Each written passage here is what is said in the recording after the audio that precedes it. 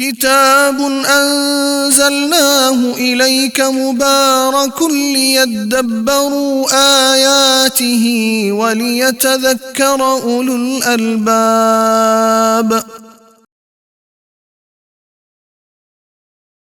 بہرحال اب آگے سے حضرت مریم کا قصہ شروع ہوتا ہے جس نام پہ یہ صورت ہے، آیت 16 سے 26 میں۔ اور میں یہاں اکثر لوگوں کو یہ کہتی ہوں کہ اگر آپ کے گھروں میں کوئی کرسچن ہیں، ارد گرد ہیں، باہر کے ملکوں میں تو بہت سارے موقع ہیں دعویٰ کے، الحمدللہ یہ حصہ قرآن کا جو ابھی شروع کرنے لگے ہیں آگے تک جہاں تک حضرت عیسیٰ کا تعلق ہے، آپ اس کا ترجمہ پڑھ کر سنائیے۔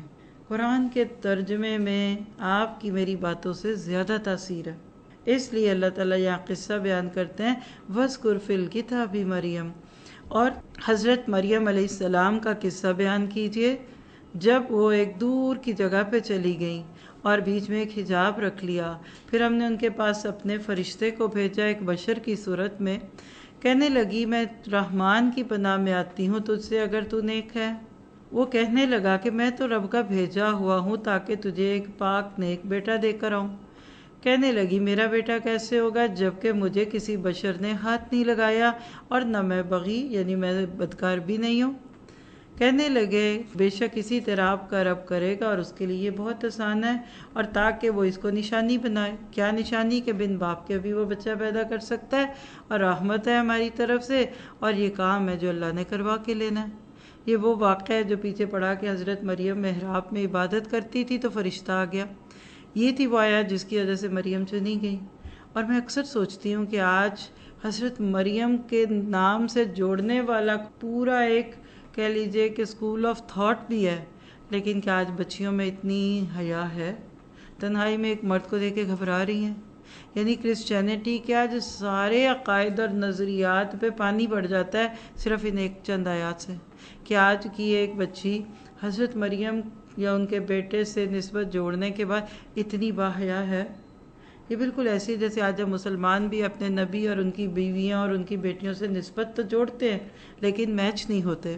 تو حضرت مریم کے اندر حیا تھی، فرشتے نے خوشخبری دی، اللہ نے جیسے چاہا وہ حاملہ ہو گئیں، فحملتہ، پھر اس نے اس کو اٹھا لیا، پھر اس کو لے کے چلتی گئیں دور کی جگہ میں، یعنی جب بچے کی پیدائش کا وقت آیا پھر ان کے بعد درد ذہ آ گیا۔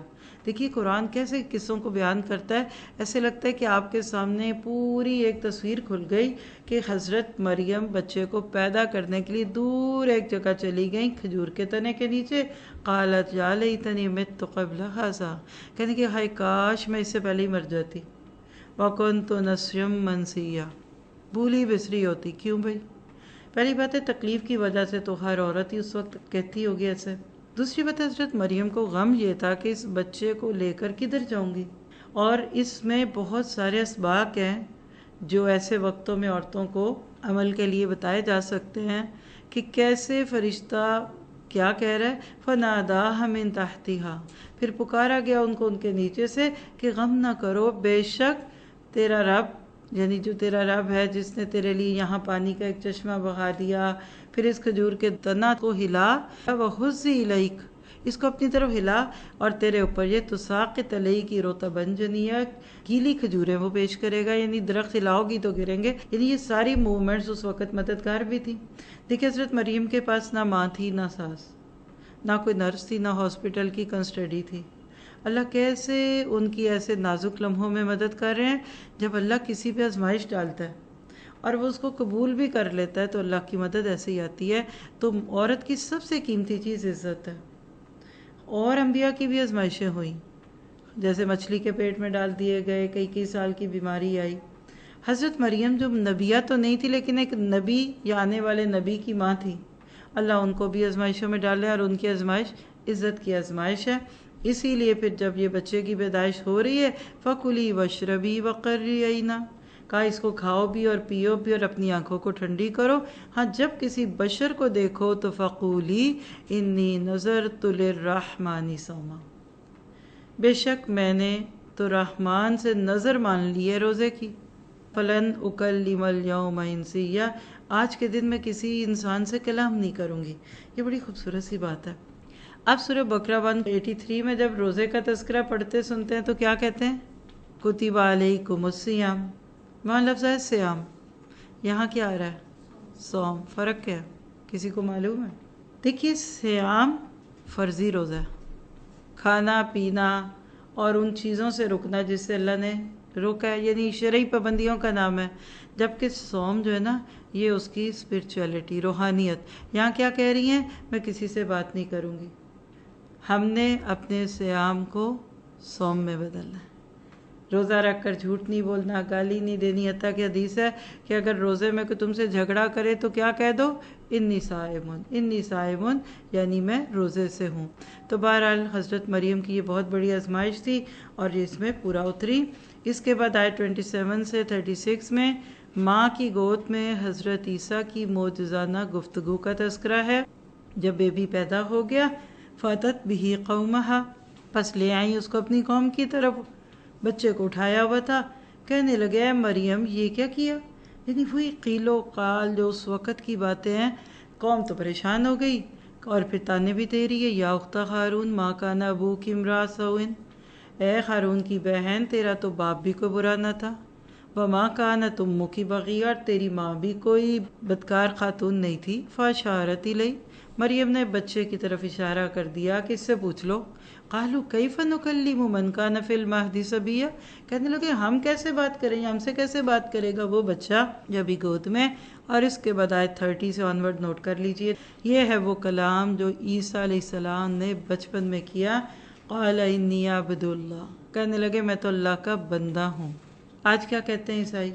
नाउज़ुबिल्लाह, ईसा अल्लाह है, जीसस गॉड। कभी क्या कहते हैं? Son of God.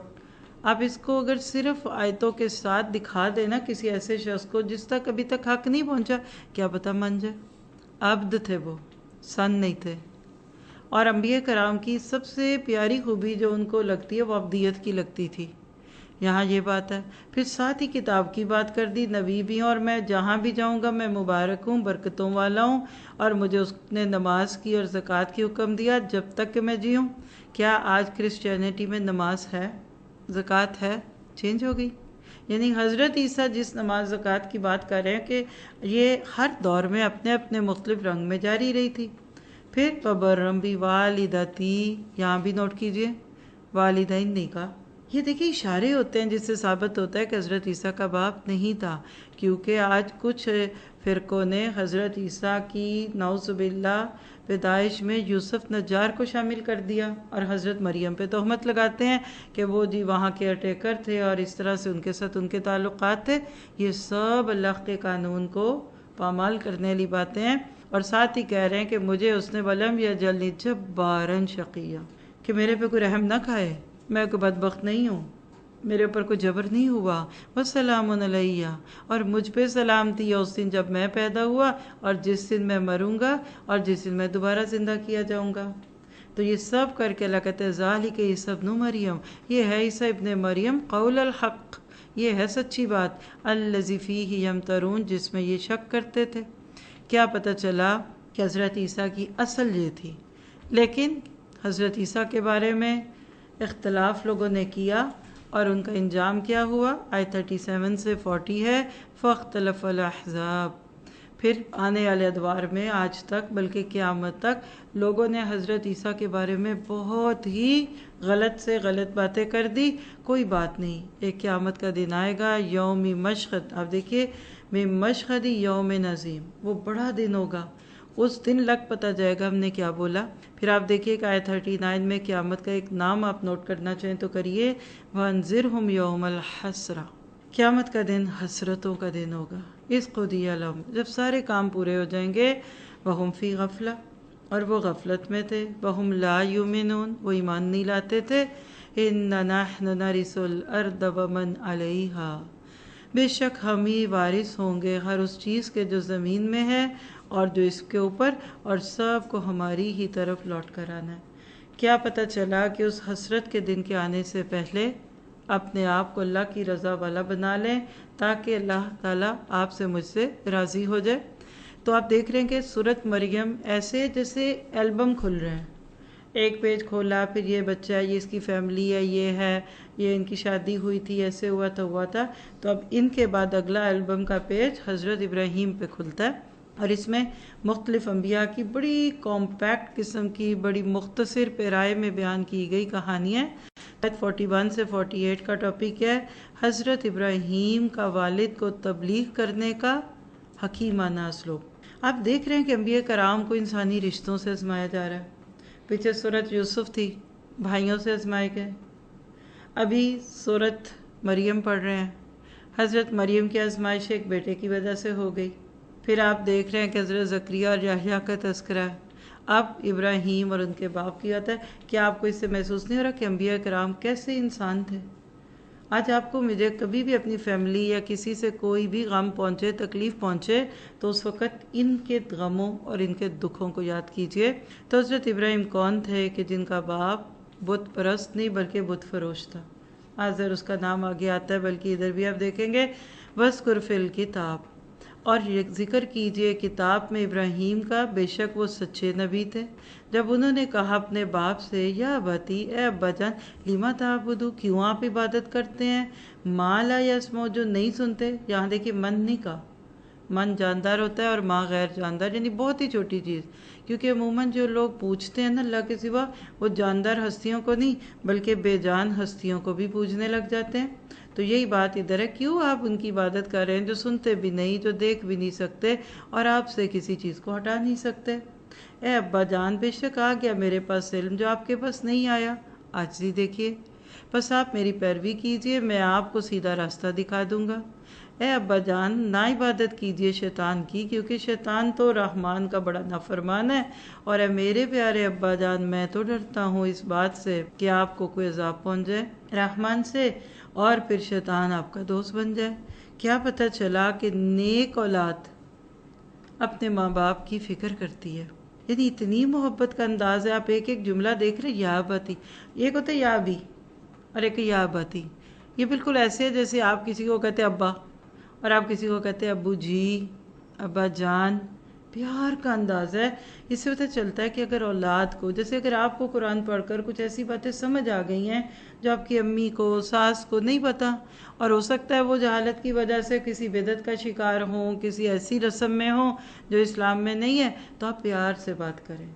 دل میں درد ہو، زبان نرم ہو، تو چاہے آپ اپنے سسرال کو تبلیغ کر دیں، وہ برا نہیں منائیں گے۔ ہمارا حال کیا کہ ہم دل میں گرج اور غصے اور پھر اس کے بارے میں برا سوچ کے بات کرتے ہیں، اور ٹون بڑی سخت ہوتی ہے، ٹاؤنٹنگ سٹائل ہوتا ہے، نہیں ہوگا۔ چاہے آپ کے بگڑے ہوئے جوان بچے ہیں یا آپ کے بھائی ہیں یا بہن ہیں، جس کو بھی تبلیغ کرے پہلے دعا مانگے، نفل پڑھیں کہ اللہ میری بات میں تاثیر ڈال دے، پھر اس کی محبت محسوس کر کے پھر کہہ دیجئے۔ اور پھر اگر کوئی ناراض ہوگا تو کوئی بات نہیں، آپ کو بہترین طریقے سے بات کرنے کا فائدہ ہوگا۔ اچھا، حضرت ابراہیم تو اتنی محبت سے بات کر رہے ہیں، اور ابا جی جو کہ بھی کفر پہ ہیں اور جن کا دل سخت ہو چکا ہے، یاد رکھیے جس کو پوجیں گے ویسے ہو جائیں گے۔ پتھروں کو پوجنے والے پتھر دل بھی ہو سکتے ہیں۔ غصے میں اپنے بیٹے کو کیا کہتے ہیں، آیت 46 میں دیکھ لیجئے، قال اراغب انت عن آلہتی، کہنے گئے ابراہیم کیا تو بے رغبتی کرتا ہے میرے الہوں سے؟ اگر تو باز نہ آیا تو میں تو تجھے ضرور پتھر ماروں گا اور مجھ سے دور ہو جا۔ وَاہْجُرْنِی مَلِیًّا کا مطلب ہوتا ہے کہ میری نظروں سے دور ہو جاؤ۔ غصہ آ گیا باپ کو۔ بیٹا دیکھیے، قال سلام علیک، آپ پہ سلامتی ہو، میں عنقریب آپ کے لیے بخشش مانگوں گا اپنے رب سے، کیونکہ انہ کان بی خفیہ، میرے اس کے ساتھ بڑے پیارے تعلقات ہیں، یعنی اللہ مجھ سے بڑا مہربان ہے، اور میں آپ کو بھی چھوڑتا ہوں اور جن کو آپ اللہ کے سوا پوچھتے ہیں ان کو بھی، اور میں اپنے رب کو پکارتا ہوں، اور اسأل اللہ اکون بدعاء ربی شقیہ، اور مجھے امید ہے کہ میں اپنے رب سے مانگ کر بدبخت نہیں رہوں گا۔ کیا پتہ چلا کہ انبیاء کرام کا عقیدہ بڑا پیارا تھا، اللہ کے ساتھ ان کا تعلق بڑا حسین تھا۔ تو آپ کے میرے لیے اس میں تبلیغ کے بہت نقطے ہیں، کس طریقے سے اللہ نے انبیاء کرام کو اپنی قوموں کے لیے خیر کا ذریعہ بنا دیا۔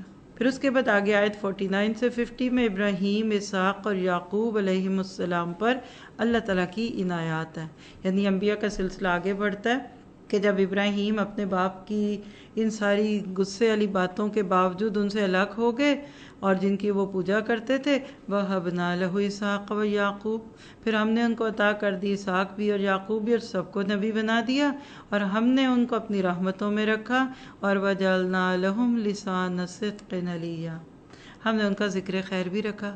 دیکھیے پچھلی آیتوں سے اس کو جوڑیے۔ حضرت ابراہیم نے اللہ کے نام پہ اپنے باپ کو تبلیغ بھی کی، لیکن وہ نہیں مانا تو چھوڑ دیا۔ اس کو کہتے ہیں الولا والبرا، اللہ کے لیے دوستی، اللہ کے لیے دشمنی۔ اب ہم کہتے ہیں ایسے لوگ اکیلے رہ جائیں گے۔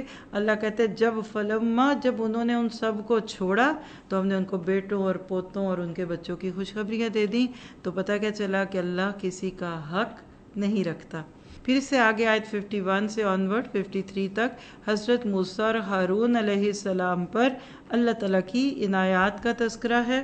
وَاذْكُرْ فِي الْكِتَابِ مُوسیٰ، کہ موسیٰ علیہ السلام کا تذکرہ کیجئے کتاب میں، وہ مخلص بھی تھے اور رسول اور نبی تھے، اور ہم نے ان کو طور کی دائیں جانب بلا لیا اور ان کو قریب کر لیا باتیں کرتے ہوئے، اور ہم نے ان کو عطا کیا اپنی رحمت سے بھائی ہارون نبی بنا کر۔ تو کیا پتہ چلا کہ انبیاء کرام کا تذکرہ بڑی محبت سے اللہ سبحانہ تعالیٰ ان آیات میں فرما رہے ہیں۔ پھر اس کے بعد آیت 54 سے 55 میں حضرت اسماعیل کی تحسین ہے، اور آپ نوٹ کیجئے گا اس میں ہمارے عمل کی بھی بات ہے۔ حضرت اسماعیل کا کیا تعارف ہے؟ وَاذْكُرْ فِي الْكِتَابِ اسماعیل، اور ذکر کیجئے اسماعیل کا، إِنَّهُ كَانَ صَادِقَ الْوَعْدِ، وہ وعدوں کے سچے تھے، وَكَانَ رَسُولًا نَبِيًّا، وہ رسول اور نبی بھی تھے، اور وَكَانَ يَأْمُرُ أَهْلَهُ بِالصَّلَاةِ، وہ اپنے گھر والوں کو نماز کا حکم کرتے ہی رہتے تھے، اور ساتھ ہی ساتھ کیا کرتے تھے؟ دیکھیے گا یہ جو لفظ ہے نا وہ کانا، انگلش میں اور اردو میں آپ نے پڑھا ہوگا ایک لفظ ماضی استمراری، پاسٹ کنٹینیوس، اس میں کیا ہوتا ہے؟ ING لگتا ہے۔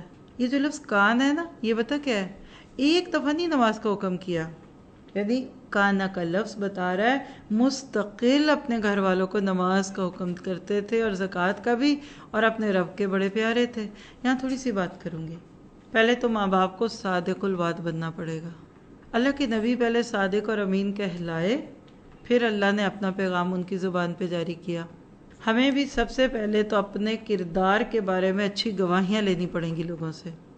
جھوٹے بندے سے لوگ سچا کلام بھی نہیں لیتے۔ دوسری بات ہے نماز۔ آپ دیکھیے کہ ایک نبی کی اس خوبی کو پیش کر رہے اللہ تعالیٰ، تو کیا آپ اور میں بھی اپنے گھر والوں کو نماز کا حکم دیتے ہیں، زکوٰۃ کی تلقین کرتے ہیں؟ آپ کہیں گے جی بہت کہتے ہیں پر یہ سنتا ہی نہیں ہے۔ سوال یہ کہ کیسے کہتے ہیں آپ؟ پہلی دفعہ پیار سے، دوسری دفعہ ذرا اور کھڑے ہو کے، تیسری دفعہ ذرا جھنجھلاہٹ، اور چوتھی دفعہ سلواتے؟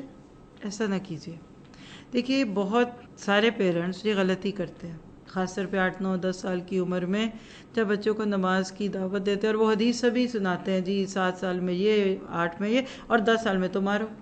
پہلی بات ہے جس بچے نے 10 سال کی عمر تک اپنے ماں باپ کو نماز کا پابند دیکھا ہوگا، اور ابا کی انگلی پکڑ کر وہ مسجد گئے ہوں گے، اور بچیاں امی کے ساتھ ہی سر پہ اسکارف لے کے جائے نماز پہ کھڑی ہوں گی نا، ان بچوں کو کہنا ہی نہیں پڑے گا۔ یہ اچانک ایک دم گیئر بدلنے والی کہانی نہیں ہے کہ آپ ایک دم 7 سال کی 7th برتھ ڈے پہ بچے کو کہ آج کے بعد نماز پڑھا کرو، اور 10ویں پہ آپ اس کو تھپڑ ماریں گے، نہیں پڑھو گے تو ماروں گا۔ یہ غلط طریقہ ہے۔ کریں کیا؟ پیار سے، 1 بار 2 بار 3 بار۔ اور میں اس کی ایک مثال اکثر دیتی ہوں کہ اگر آپ ایک جملہ بولتے ہیں، بیٹا اٹھیے نماز پڑھیں، آپ اس کو ریکارڈ کریں، پھر اس کو ریپیٹ پہ لگائیے، تو 10 دفعہ بھی سنیں گے تو ایک ہی ٹون پہ بات ہوگی نا۔ یا پہلی دفعہ وہ آرام سے بولے گی، دوسری دفعہ ذرا غصے سے، اور تیسری دفعہ تو تھپڑ بھی مار دے گی۔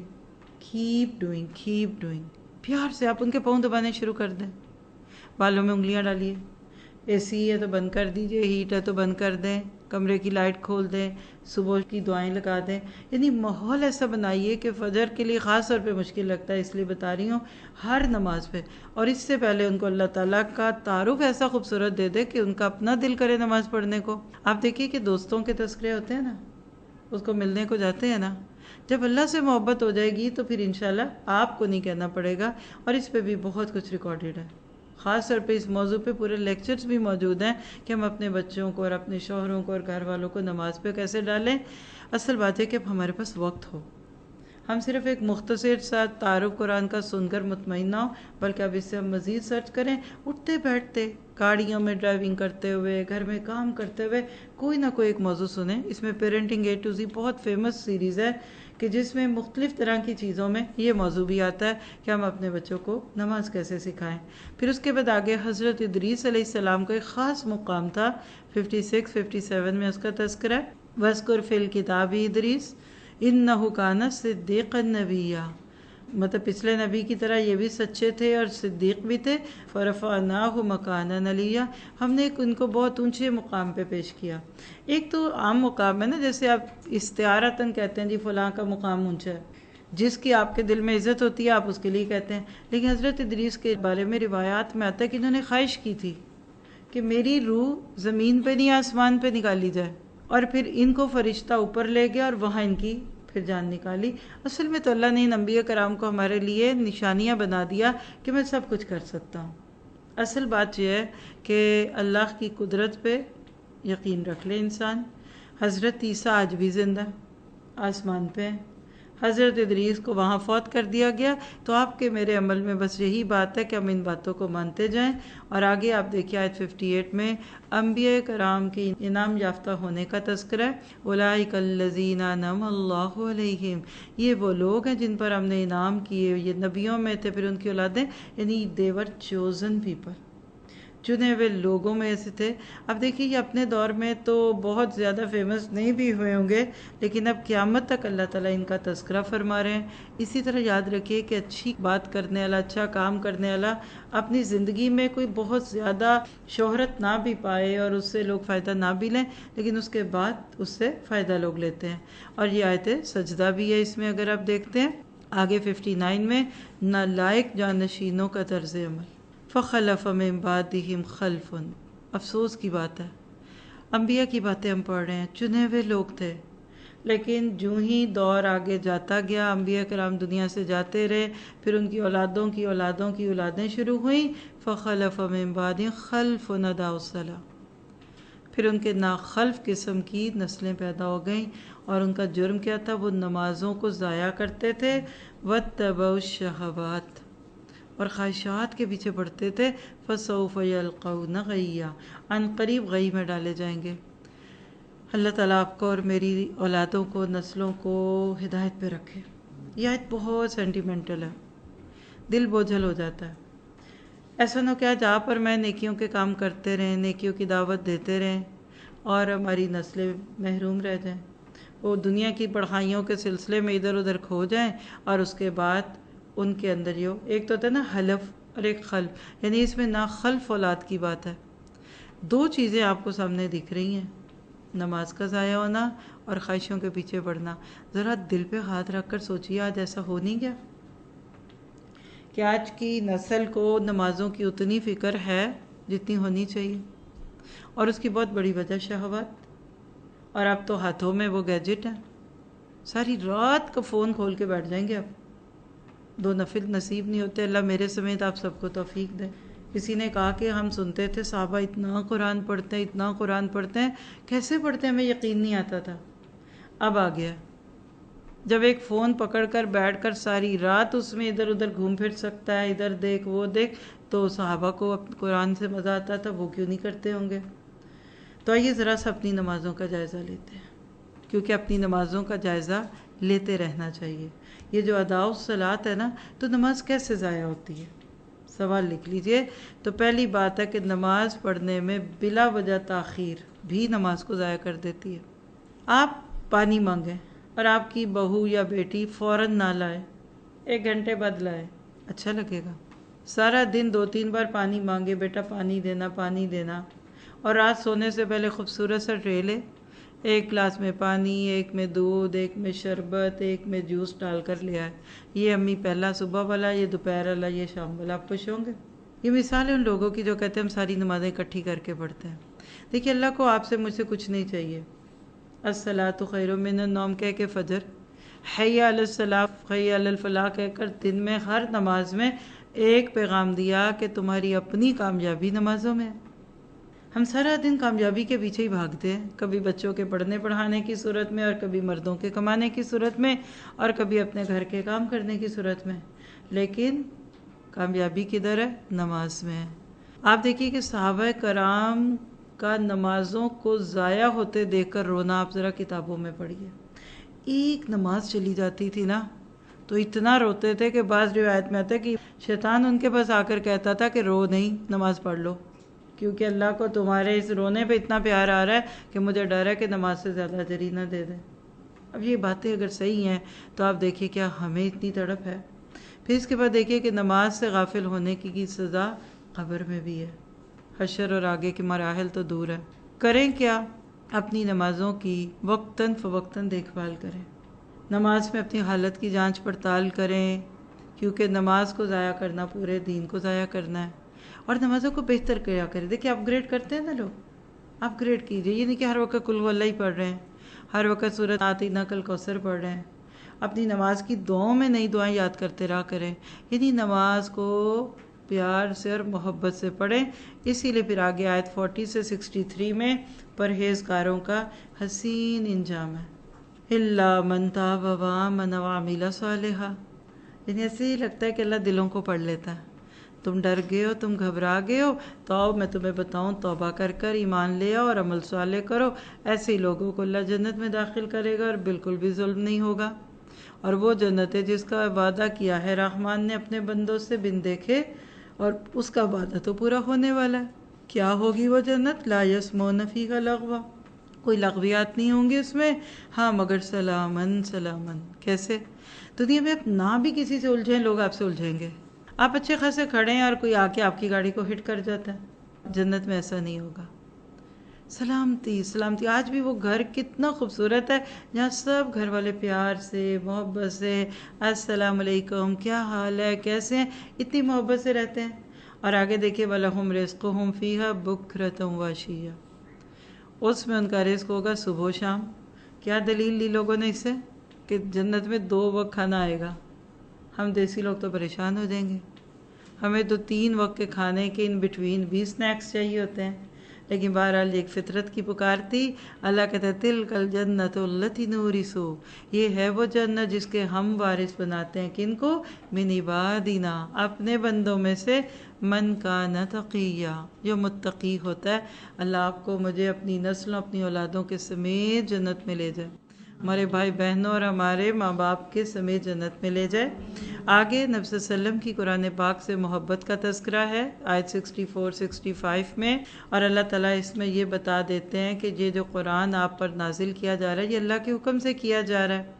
اصل میں کچھ باتیں تھیں جو آپ کے ارد گرد کے لوگ آپ سے مانگتے تھے، مطالبے کرتے تھے، اللہ کہتے ہیں ان کو چھوڑ دو، وَمَا نَتَنَزَّلُ إِلَّا بِأَمْرِ رَبِّكَ، جو وحی آتی ہے جبرائیل آتے تھے وہ اللہ کے حکم سے آتے تھے، اور آپ اس کتاب کو پڑھتے بھی رہیں اور دوسروں کو بتاتے بھی رہیں۔ پھر آیت 66 سے 70 میں مرنے کے بعد انسان کا دوبارہ زندہ کیا جانا، لائف آفٹر ڈیتھ۔ مکہ والے بالکل اس سے دور ہو چکے تھے، تو ان آیات کا نمبر آپ نوٹ کر لیجئے۔ کوئی آپ سے پوچھ سکتا ہے کہاں لکھا ہے کہ مرنے کے بعد زندہ کیا جائے گا، تو آپ کہیں گے آیت 66 سے 70 کے ان بٹوین لکھا ہے کہ انسان مرنے کے بعد زندہ کیے جائیں گے۔ اور ایک بڑی خوبصورت بات آیت 71 سے 72 میں پلسرات کی بات، ہر ایک کو پلسرات سے گزرنا ہے، وَإِن مِّنكُمْ إِلَّا وَارِدُهَا، اور کوئی ایسا نہیں ہے کہ جس کو اس کے اوپر سے نہ گزرنا پڑے، اور یہ آپ کے رب کا حتمی فیصلہ ہے۔ لیکن پھر ہم نجات دے دیں گے ان کو جو تقوی اختیار کرتے ہیں، اور چھوڑ دیں گے ظالموں کو اس میں اوندھے گرے ہوئے۔ یہ پلسرات کیا ہے؟ شروع سے آپ اور میں بچپن سے یہ لفظ سنتے آئے۔ پہلی بات دیکھیے کہ اِم مِّنکُم إِلَّا وَارِدُ، سب کو گزرنا ہے۔ یہ جہنم کے اوپر ہے، میدان حشر سے جنت میں جانے کا راستہ ایک ہی ہے جو جہنم کے اوپر سے گزرتا ہے۔ ایون جنت میں جانے والوں کو بھی اس کے اوپر سے گزرنا پڑے گا۔ اور یہ کیسا ہے؟ اس میں آپ دیکھیے کہ احادیث میں جو باتیں پتہ چلتی ہیں اس کو ذرا سا گو تھرو کرتے ہیں۔ پلسرات کے دونوں طرف لوہے کی کنڈیاں ہیں، اور پلسرات سے گزرنے کی رفتار اعمال کے مطابق ہوگی۔ صحابہ کرام اس آیت کو یاد کر کے رویا کرتے تھے اور متقی لوگوں کو اس سے بچا لیا جائے گا۔ اور پل صراط کی ساری ہولناکی کو اگر آپ اور میں سامنے رکھیں تو ہمیں بھی رونا آئے گا۔ اب دیکھیں دنیا میں پہاڑی علاقوں میں کئی لوگ نہیں جاتے، کہتے ہیں ہمیں ڈر لگتا ہے، کھائی ہیں، اونچے اونچے پہاڑ ہیں، ہمیں نوزیا ہوتا ہے، ہمیں چکر آتے ہیں۔ آپ امیجینیشن میں لائیے کہ نیچے آگ ہے اور اوپر سے آپ گزریں، کون بچائے گا؟ آپ کا رب بچائے گا، اور اللہ کو غلطی نہیں لگتی۔ اس پہ بہت خوبصورت باتیں، اس میں سے آپ قیامت کا بیان بک ہے، اس میں ایک ٹاپک ہے پل صراط کا بیان، اس کو پڑھ لیں یا پھر اسی آیت کی ڈیٹیل تفسیر سن لیں، الحمدللہ اس میں وہ ساری چیزیں کوٹ کی گئی ہیں۔ میں نے ایک نام رکھا ہوا ہے پل صراط کا، ڈائسیکشن روم۔ زندگی بھر کے گناہ، خرابیاں، کمیاں بیشیاں اللہ مختلف مراحل سے بندے کی دور کرتا ہے۔